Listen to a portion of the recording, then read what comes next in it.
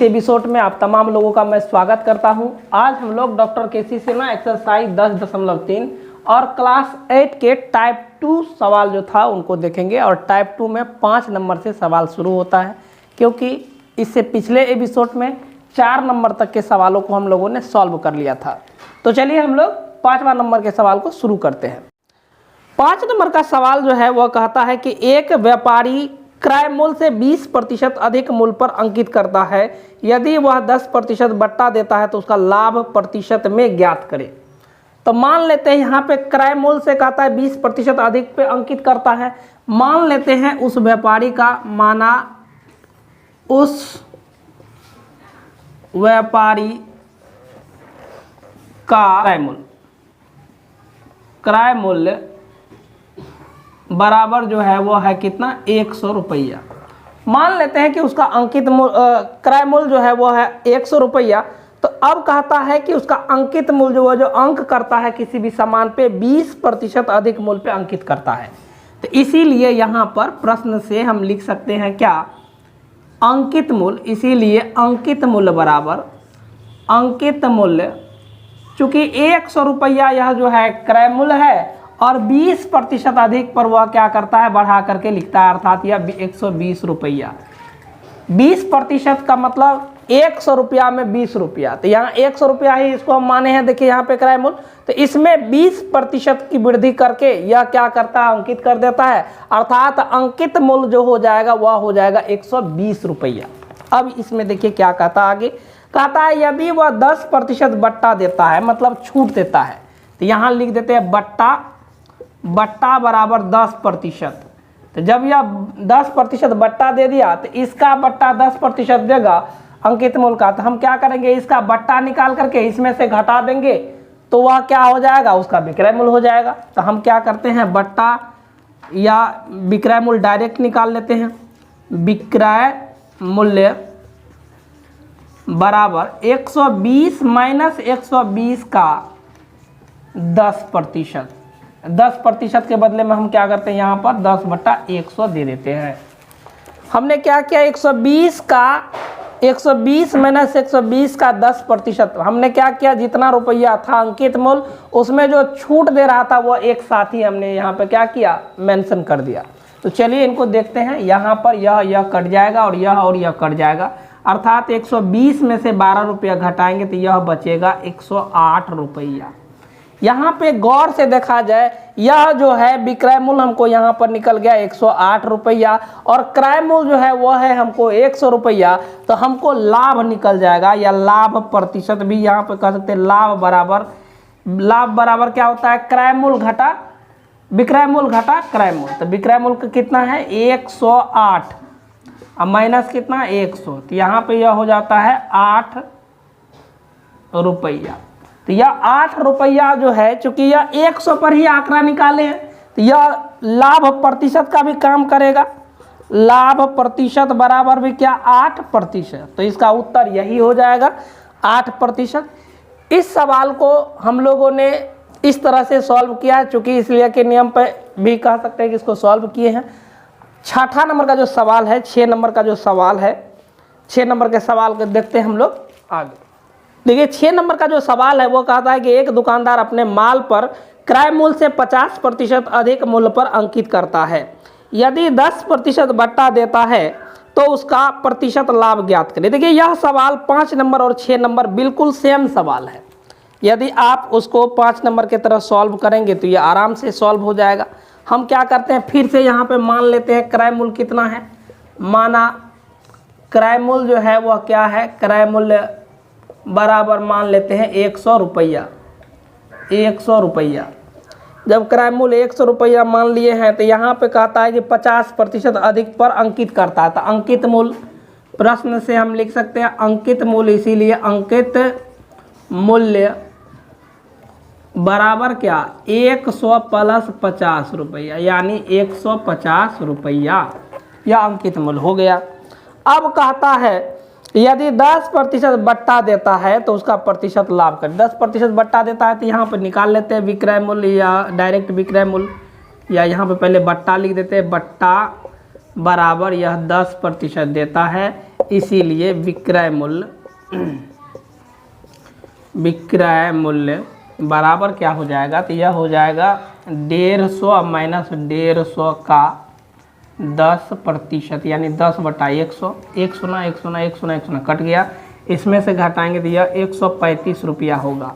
देखिए यहाँ पे विक्रय मूल्य हमको 135 निकल गया है, तो हमको यहाँ पर क्रय मूल्य पहले से पता है, तो लाभ प्रतिशत या लाभ निकाल सकते हैं। लाभ बराबर कितना, तो यहाँ पे 135 यानी विक्रय मूल्य घटा क्रय मूल्य, यह हो गया हमको 35 रुपया लाभ। लाभ प्रतिशत भी हमको कितना होगा, 35% ही होगा। क्यों 35% ही क्यों होगा, क्योंकि हम लोग 100 रुपया क्रय मूल्य 100 रुपया पे हम लोग आंकड़ा निकाल रहे हैं, इसीलिए 100 रुपया में यह 35 रुपया बढ़ा हुआ है, अर्थात यह 35% के बराबर होगा। तो लाभ बराबर 35%। ऐसे देखिए यहाँ पे लाभ प्रतिशत का एक सूत्र भी होता है, यदि आप लोग इस सूत्र पे भी बैठाएंगे, लाभ प्रतिशत बराबर होता है लाभ गुना 100 बटा क्या होता है, क्रय मूल्य। तो यहाँ पे देखिए इस सूत्र से भी निकालिएगा तो आराम से निकलेगा। देखिए कैसे, यहाँ पे देखिए लाभ कितना हुआ 35 गुना कितना 100, और क्रय मूल्य देखिए आप 100 रुपया माने हैं, तो 100 रुपये यहाँ दे दीजिए, यह और यह कट जाएगा, अर्थात यह हो जाएगा 35%। तो इसीलिए हम लोगों ने कहा था कि यह 35 रुपया जो है यही इसका 35% लाभ प्रतिशत भी होगा। तो ये 6 नंबर का सवाल था। 6 नंबर के सवाल को हम लोगों ने सफलतापूर्वक सॉल्व कर लिया। 6 नंबर के सवाल को आप लोग लिखिए, इसके बाद हम लोग देखेंगे 7 नंबर। देखिए 7 नंबर का जो सवाल है वो कहता है कि एक दुकानदार अंकित मूल्य पर 10% बट्टा देने के बाद 26% लाभ कमाता है। यदि अंकित मूल्य 280 रुपया है तो क्रय मूल्य ज्ञात करें। देखिए यह सवाल भी बहुत आसान है। यह दुकानदार का अंकित मूल्य दिया हुआ है, तो यहाँ पे लिख देते हैं अंकित मूल्य यह दिया हुआ है हमको 280 रुपया। ठीक है, अब क्या करता है, इसमें दिया गया है बट्टा, यानी बट्टा भी दिया गया है, बट्टा बराबर दिया गया है कितना 10%, और तब भी कहता है कि यह लाभ कमा लेता है, बट्टा देने के बाद भी यह लाभ कमाता है 26%। तो हम लोग क्या करते हैं, पहले विक्रय मूल्य ज्ञात कर लेते हैं। विक्रय मूल्य कैसे ज्ञात करेंगे, तो यहाँ पे अंकित मूल्य दिया हुआ है और बट्टा दिया हुआ है, हम क्या करेंगे इसका बट्टा निकाल करके विक्रय मूल्य निकाल लेते हैं। तो यहाँ पे निकाल लेते हैं विक्रय मूल्य बराबर क्या हो जाएगा, तो 280 माइनस 280 का कितना 10%, यानी 10/100। प्रतिशत का मतलब यहाँ देखिए, प्रतिशत का मतलब जो होता है, प्रतिशत का मतलब 1/100 होता है। तो यहाँ पे डायरेक्ट हमने क्या कर दिया, उसको 10/100 कर दिया। यहाँ देखिए यह और यह कट जाएगा, यह और यह कट जाएगा, तो इसमें से 28 घटाएंगे, तो यहाँ पे 28 घटाएंगे तो यहाँ पे हो जाएगा 1 5 लेंगे 10 में से 8 गया 2, यहाँ 7 में से 5 गया, 7 में से 2 गया, 7 में से 2 जाएगा तो यहाँ बच जाएगा 5, यानी 252 रुपया। तो विक्रय मूल्य हमको निकल गया 252 रुपया। तो विक्रय मूल्य निकल गया और लाभ दिया हुआ है तो क्रय मूल्य निकलेगा। क्रय मूल्य का सूत्र क्या होता है, क्रय मूल्य बराबर होता है विक्रय मूल्य गुना 100 बटा क्या 100 प्लस लाभ प्रतिशत।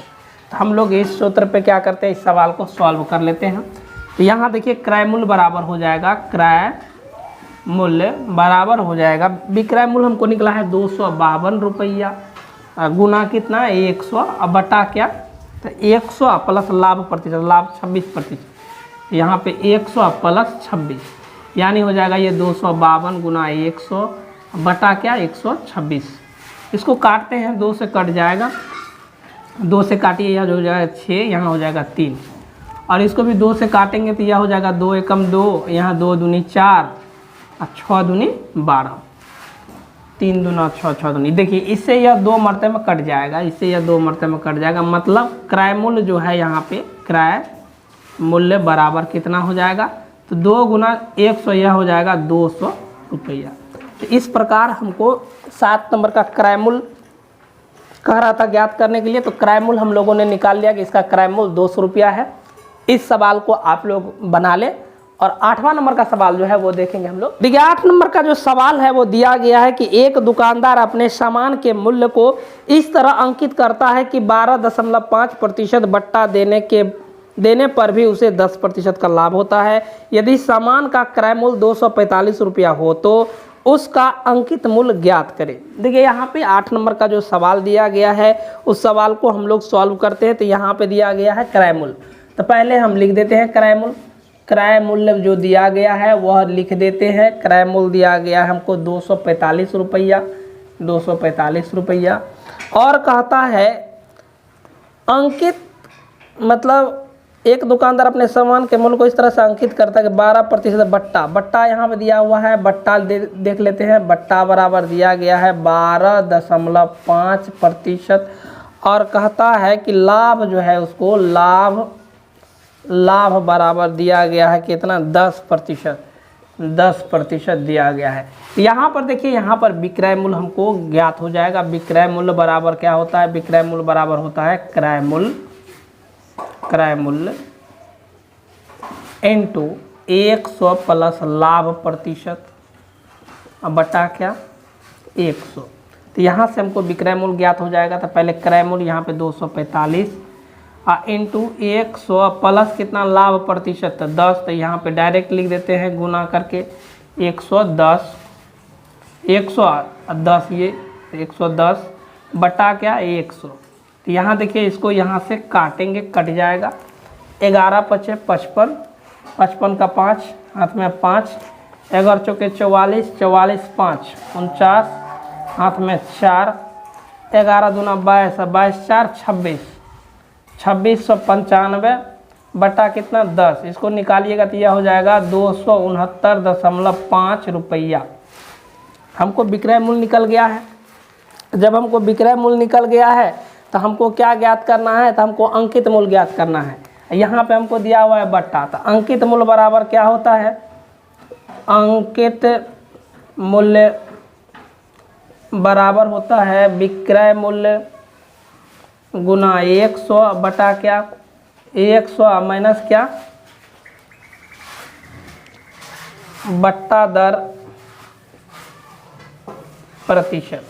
तो यह सूत्र होता है अंकित मूल्य बराबर। तो अंकित मूल्य के सूत्र पे हम क्या करते हैं, सवाल को बैठाते हैं। तो विक्रय मूल्य देखिए यहाँ पे 269 रुपया कितना 50 पैसा गुना क्या 100 बटा क्या हो जाएगा हमको यहाँ पे 100 माइनस बट्टा प्रतिशत। 100 माइनस बट्टा प्रतिशत 12 कितना 5। यहाँ पर यह हो जाएगा 259, ओ सॉरी 59 नहीं 69, 269.5 गुना 100 अब बटा कितना इसमें से घटाएंगे तो यह हो जाएगा 87.5। देखिए यह दशमलव और यह दशमलव उड़ जाएगा, कट जाएगा। अब इसको 5 से काटिए, 5 से काटेंगे तो यह हो जाएगा 5 एकम 5 बच गया 3, 7 पचे 35, यहाँ पचे 25। इसको भी 5 से काटते हैं तो यह कटेगा पचे 25, यहाँ बच गया 1, 1 पर 9 19, 5 तिया 15, यहाँ बचेगा 4, 9 पचे 45। अब जो है इसको 25 से काट देते हैं, 25 चौका 100 अब 25 तिया 75, 7 मरतबे 25 से कट जाएगा, 25 चौका 100। अब देखिए ये 7 से इसको काट करके देखते हैं तो यहाँ पे 7 सत्ते 49, 50 51 52 53 4, यानी 7 सत्ते 49 और 7 सत्ते 49, यानी यह 77 गुना 4 बचा। तो इसको यदि गुना करिएगा तो यहाँ 7 चौके 28 का 8, हाथ में बचेगा 2, 7 चौका 28 2 30, यानी 308 रुपया। तो इसका अंकित मूल्य हमको ज्ञात हो गया, 8 नंबर का अंकित मूल्य ज्ञात हो गया 308 रुपया। तो इस तरह से हम लोगों ने आज 8 नंबर के सवालों को भी सॉल्व कर लिया। तो आज के एपिसोड में हम लोग रहेंगे यहीं तक। यदि आप मेरे चैनल पर नए हैं तो इस चैनल को करेंगे जल्दी से सब्सक्राइब और एक लाइक तो जरूर बनता ही है। तो आज हम आप लोगों से लेते हैं विदा, बहुत बहुत धन्यवाद।